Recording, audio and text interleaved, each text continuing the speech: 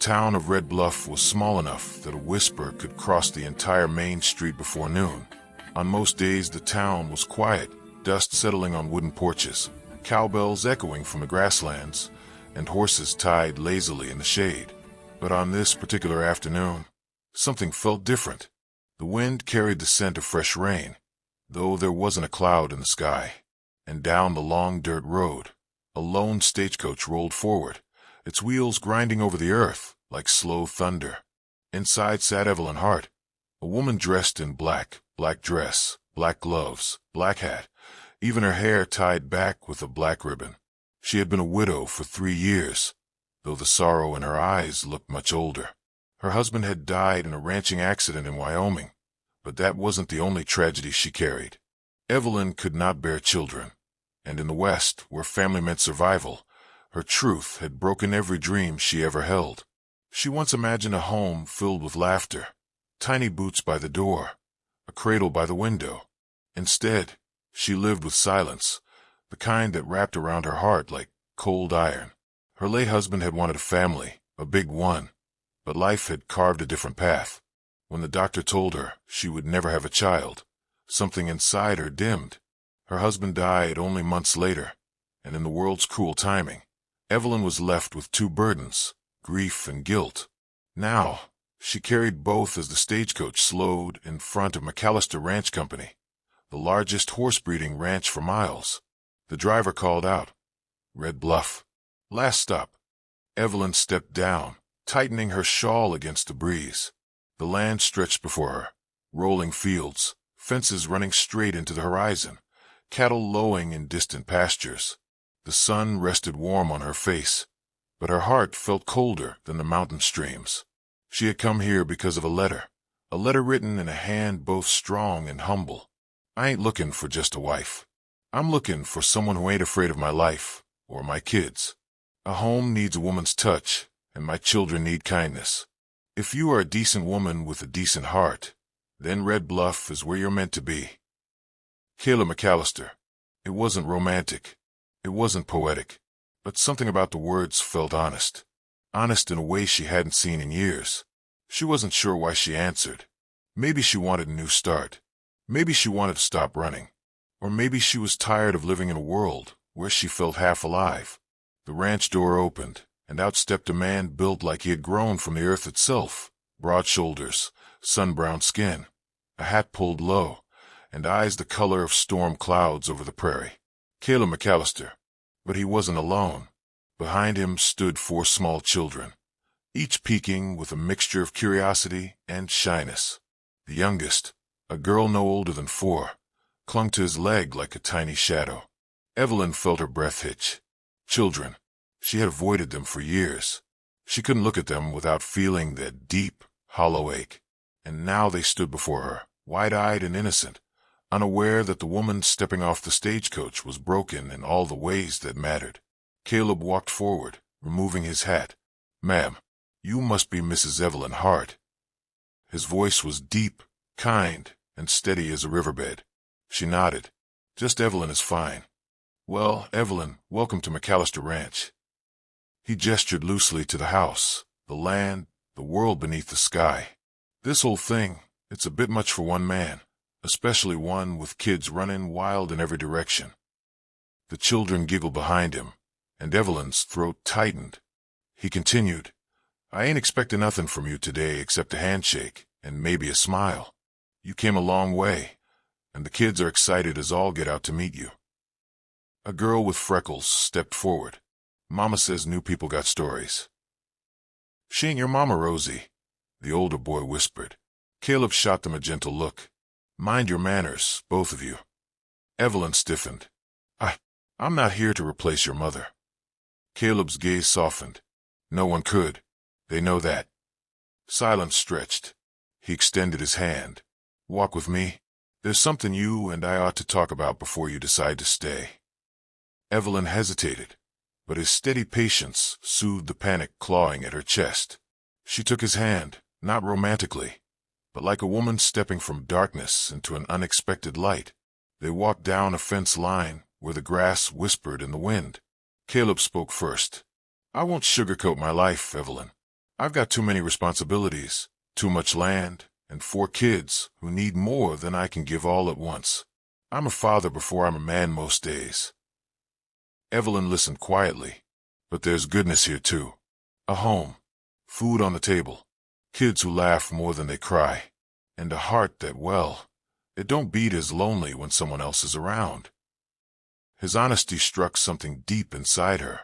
Caleb paused at the fence, leaning against the rail. There's one more thing you should know before you decide if this is your place. He turned to her. What are you running from? Her breath trembled. Who says I'm running? The way you hold your arms, the way you keep your eyes on the ground, the way you said your name, like you weren't sure it belonged to you no more. He read her too easily, too gently. She exhaled, defeated. It's not what I'm running from, it's what I can't give. Caleb's brow furrowed. You don't owe me anything. She shook her head, stepping back. No, you don't understand. I can't have children. The words left her like a confession carved from pain. I can't give you the family a man like you deserves. I can't give these children a new brother or sister. I can't be what most wives become. The wind stilled. Caleb stared at her for a long moment, then chuckled softly, warmly. Good. Evelyn blinked. Good, good, he repeated more firmly. I've got enough kids for both of us. She felt her mouth open in shock. He smiled, a slow, easy cowboy smile that could melt the edges of any storm. Evelyn, I ain't looking for a woman to give me more babies. I'm looking for someone to share life with. Someone who'll be kind to my young ones, speak soft when I snap from long days, remind me there's more to live in than mending fences and breaking horses. She swallowed hard. But a rancher. I didn't ask for a mother, he interrupted gently. I asked for a woman who can stand next to me without fear. A partner, a friend, and hell, maybe someday more. No man had ever spoken to her like that, like she was enough simply by existing. Her voice trembled. What if your children don't accept me? He shrugged. Kids can sense a good heart quicker than grown folks. And you, he pointed lightly at her chest. You got a heart that's been too lonely for too long. Her eyes burned with tears. Caleb offered his hand again. So what do you say, Evelyn? Will you give Red Bluff a chance? Something inside her cracked open. A door she thought was sealed forever. She placed her hand in his. A simple touch, but it felt like a new beginning. Life at McAllister Ranch did not ease her into comfort. It threw her straight into the fire. On her very first morning, she woke to loud footsteps upstairs, pots clanging in the kitchen, and the unmistakable sound of children arguing about chores. Caleb had already gone to the barn long before sunrise. Evelyn dressed quickly and stepped into the hallway, just in time for a small whirlwind of energy, Rosie, to crash into her skirt. Oh, sorry, ma'am. Rosie squeaked. Papa says I gotta ask if you like eggs soft or hard, but I ain't know the difference, so I made both. Evelyn blinked at the sight of the child holding 2 bowls, one with runny eggs and one overcooked into rubber. She knelt down. I like soft. Thank you for asking. Rosie's grin lit up the whole hallway. Okay, I'm gonna be a good helper. Papa says helpers make a house warm. Evelyn froze at that. Warm. When was the last time she felt warm? Breakfast was chaos, but beautiful chaos. Children laughing, arguing, spilling milk, feeding scraps to the barn cat who sneaked in. And in the middle of it all, Evelyn felt something she hadn't felt in years. Belonging. Later that morning, she found Caleb repairing a broken corral gate. Sweat glistened on his brow, muscles working beneath his shirt as he hammered nails into the post. You're up early, he said without looking at her. She smiled. Your children don't know the meaning of sleeping in. He smirked. Told you they were wild. She leaned against the fence. Caleb, I want to help. I don't know yet what place I have here, but I want to earn it. He drove one more nail before turning to her, expression serious. You being here is already more help than you realize, but if you truly want a place. He nodded toward the house. Start with the kids. They're the heart of this ranch. And she did. She braided Rosie's hair, helped the boys with schoolwork, cleaned scraped knees, cooked meals, and read stories in the evening by lantern light. Slowly, piece by piece, the children began to cling to her, not out of need, but out of trust. One night after supper, the eldest boy, Daniel, approached her awkwardly. "Evelyn." "Yes, Daniel." He scuffed his boot on the floorboards. "I know you can't, have babies." Her breath caught. "Papa told us," he added quickly, "not to be mean or nothing, but so we don't ask dumb questions." She forced a small smile. "I appreciate that." Daniel looked up, eyes earnest.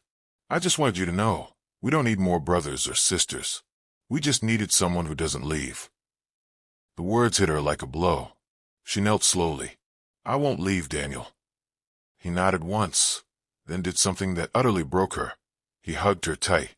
That night, Evelyn cried silently in her room, not because she was sad, but because she was healing in ways she never expected.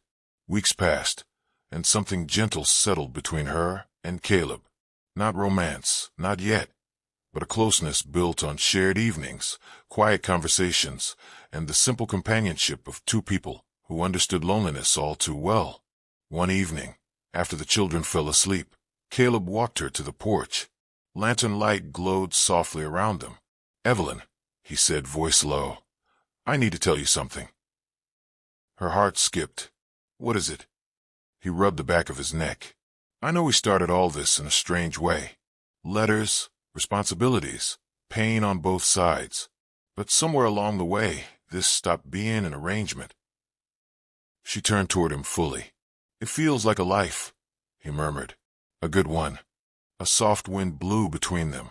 "And I reckon I want you to be a part of it forever." Her breath trembled.